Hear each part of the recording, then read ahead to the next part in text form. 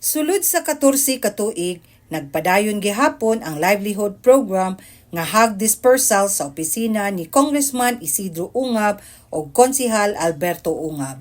Ang hog dispersal usa ka programa diin ang mga baboy giapod-apod ngadto sa mga interesadong individual aron mapalambo ang ilang panginabuhian. Pinaagi niini nga programa ang sektor sa pagpamuhi sa mga hayop sa atong komunidad mahimong mas mulambo. Usa sa mga nakapahimulos sa maong programa ang usa ka membro sa Women's Association sa Barangay Talomo River, Purok 4B, Adonis, mao si Melanie Martilla, 43 anyos. Matod niya, tuig 2023 siya nagsugod og alima sa maong baboy. Kani mangod ma'am, kani nga programa namin sa nagkuan pud ani nga baboy sa Silonita. Willing ba mo kuan og kanang sa women's? Siyempre ako gusto ko nga magkababoy man kamot nga makababoy pud mi. So ako siyang kuha. Sige, ako mo kuha na nga, ako mo alima. Yan, kamot lang ko kung siya ilalog ana. Mo tong nadalay gid siya diri sa ako Karon mo pa nilang anak o kapila na?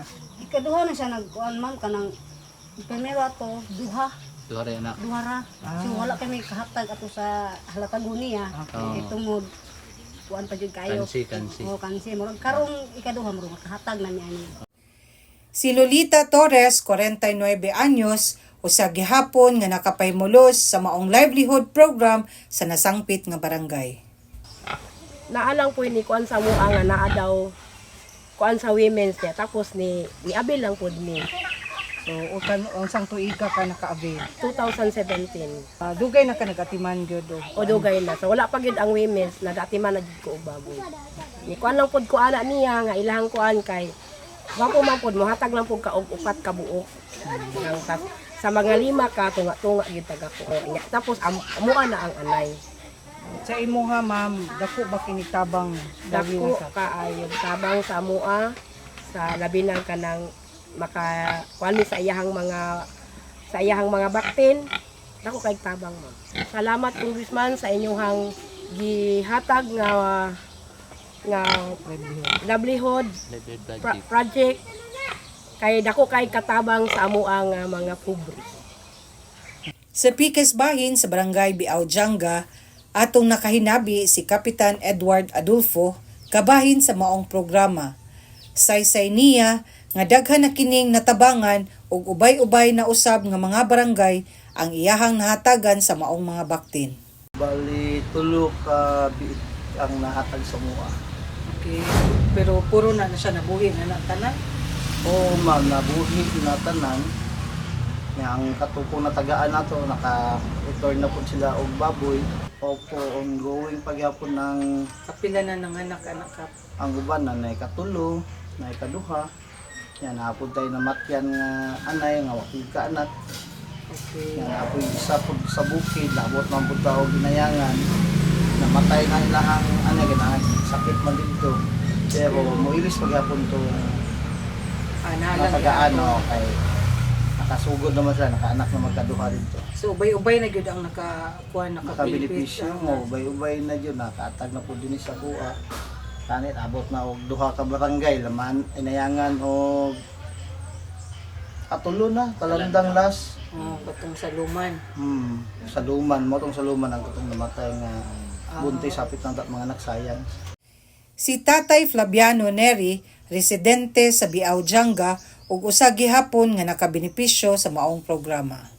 Unsang tuiga ka naka-avail aning Nga 1 year sobra na. 1 year sobra. Oo. So pila gyud ka baboy ang imuhang nadawat ana? Isa ra. Isa ra Pero naghatag ni og kuan ning kada anak isa. Okay, so nakahatag na ka. Naghatag na tulo na akong nahatag. Isa na lang kuan. Mo dako ba gyud ang tabang ani sa imuha? Oo, porting haya-haya. Gihatag ko ni sa ilaha sa mo pagkahuman way bayad. Daghan na ay. Nakatag-katag na magunigod siya. Kanang mga Ang anak. mga anak aniya unsa man imong ginabuhat? Ginabaligya or Dili mo na patining. pangkuan? Di patining na mo. Muhatag lang niya sa kuan sa kuan ni Ungab pagkahuman amo na pong buhion ng sobra. Nagpasalamat po ko ni Congressman Ungab nga gihatagan ni aning mga livelihood na nakatabang yun sa muang kinabuhi, kaning nga buhi. Si Julius Ramos ang coordinator sa maong Hugs Dispersal Livelihood Program sa opisina ni Congressman Isidro Ungab o Konsehal Alberto Ungab nga maoy nagdumala o naghatag og oryentasyon bago makabaton sa maong programa.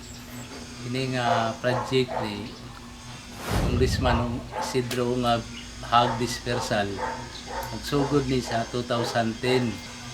Ang pamaagian ni baktin pa siya ihatag anayon sa magbuhi ang iuli nila upat ka baktin kung maanay na pero pwede istagard pagdagan sa panahon nga gikan sa 2010 hantod karon 2024 nagian ni siya og ESF nga igo ang uban barangay